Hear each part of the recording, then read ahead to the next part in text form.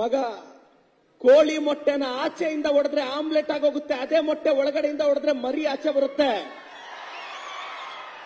ತುಂಬಾ ಜನ ನನ್ನ ಕನ್ನಡ ಮೀಡಿಯಂ ಹುಡುಗರು ಕೇಳ್ತಾ ಇರ್ತಾರೆ, ಅಣ್ಣ ನಾನು ಕನ್ನಡ ಮೀಡಿಯಂ ಅಲ್ಲಿ ಓದ್ತಿದ್ದೀನಿ, ನಾನು 1 to 10th ಕನ್ನಡ ಮೀಡಿಯಮ್ಮೆ.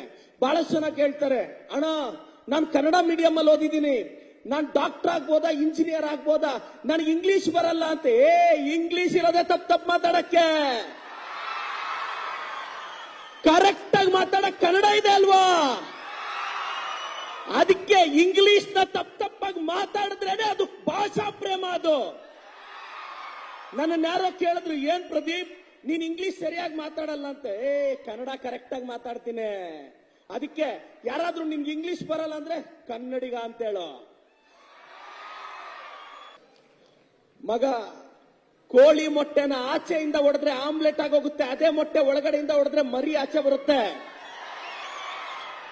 ತುಂಬಾ ಜನ ನನ್ನ ಕನ್ನಡ ಮೀಡಿಯಂ ಹುಡುಗರು ಕೇಳ್ತಾ ಇರ್ತಾರೆ, ಅಣ್ಣ ನಾನು ಕನ್ನಡ ಮೀಡಿಯಂ ಅಲ್ಲಿ ಓದ್ತಿದ್ದೀನಿ, ನಾನು 1 to 10th ಕನ್ನಡ ಮೀಡಿಯಮ್ಮೆ.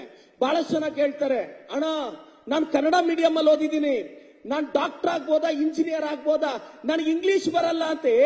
ಇಂಗ್ಲಿಷ್ ಇರೋದೇ ತಪ್ಪು ಮಾತಾಡಕ್ಕೆ, ಕರೆಕ್ಟ್ ಆಗಿ ಮಾತಾಡಕ್ ಕನ್ನಡ ಇದೆ ಅಲ್ವಾ? ಅದಕ್ಕೆ ಇಂಗ್ಲಿಷ್ ನ ತಪ್ಪಾಗಿ ಮಾತಾಡಿದ್ರೇನೆ ಅದು ಭಾಷಾ ಪ್ರೇಮ. ಅದು ನನ್ನ ಯಾರೋ ಕೇಳಿದ್ರು, ಏನ್ ಪ್ರದೀಪ್ ನೀನ್ ಇಂಗ್ಲಿಷ್ ಸರಿಯಾಗಿ ಮಾತಾಡಲ್ಲ ಅಂತ. ಕನ್ನಡ ಕರೆಕ್ಟ್ ಆಗಿ ಮಾತಾಡ್ತೀನಿ. ಅದಕ್ಕೆ ಯಾರಾದ್ರೂ ನಿಮ್ಗೆ ಇಂಗ್ಲಿಷ್ ಬರಲ್ಲ ಅಂದ್ರೆ ಕನ್ನಡಿಗ ಅಂತ ಹೇಳೋ.